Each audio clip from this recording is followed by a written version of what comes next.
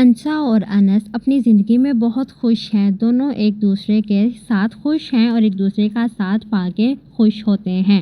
انس انسا سے یہی کہتا ہے کہ جب اللہ آپ سے ایک چیز لے لیتا ہے تو اس کے بدلے میں بہترین عطا کرتا ہے، جیسے کہ مجھے تم مل گئی۔ انسا بھی انس سے یہی کہتی ہے کہ جب دو لاوارث ملتے ہیں ایسے لگتا ہے جیسے پوری دنیا ہی ان کی ملکیت ہو، دنیا جہان کی خوشیاں ان کی گود میں سمٹ کے آ جاتی ہیں۔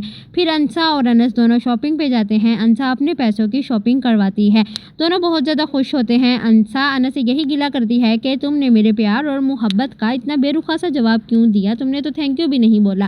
انس جان بوجھ کے انسا کو تنگ کرتا ہے۔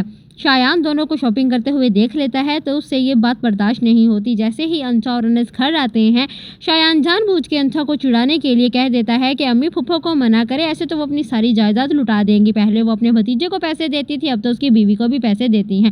یہ بات سن کے انسا کا پارا ہائی ہو جاتا ہے۔ وہ انس سے یہی کہتی ہیں اگر کسی بات کا پتہ نہ ہو تو کسی کے معاملے میں ٹانگ نہیں اڑاتے اور فضول میں وو وو نہیں کرتے۔ انسا ہر بات کا الٹ ہی جواب دیتی ہے شایان کو، لیکن شایان بیستی پروف ہے، اسے بے عزتی لگتی ہی نہیں ہے۔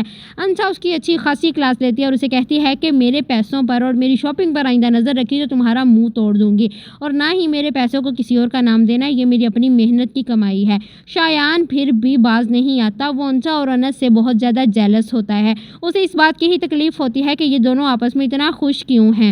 شازیہ بھی وہاں ہوتی ہے، وہ تو سچویشن کو ہینڈل کرنے کی ہی کوشش کرتی ہے، وہ انسا اور شایان کو خاموش کروانے کی ہی کوشش کرتی ہے۔ شایان کو منع کرتی ہے کہ تم ہی اپنی زبان بند کر لو، نہ اس کے منہ لگا کرو، تمہیں کتنی دفعہ کہا ہے کہ نہ اسے چھیڑا کرو۔ شازیہ جانتی ہے کہ انسا کو ابھی یہ نہیں پتا کہ انسا کی ویڈیو بنا کے اپلوڈ کرنے والا شایان ہی ہے، اور اگر یہ بات انسا کو پتہ چل جاتی ہے وہ شایان کا بہت برا حال کرے گی۔ شایان جو کہ گھر آ گیا ہوتا ہے، گھر آتے ہی اس نے انسا سے پھر پنگا لے لیا ہوتا ہے۔ شازیہ اسے یہی بات سمجھاتی ہے تمہیں پتا تو ہے انسا کا، تم کیوں اس سے ایویں بھیڑتے ہو اور کیوں اس کے منہ لگتے ہو، اس سے دور رہا کرو۔ یہ وارننگ تو انسا بھی شایان کو دے گئی ہے کہ مجھ سے اور میرے معاملات سے دور رہنا، ورنہ تمہارے لیے اچھا نہیں ہوگا۔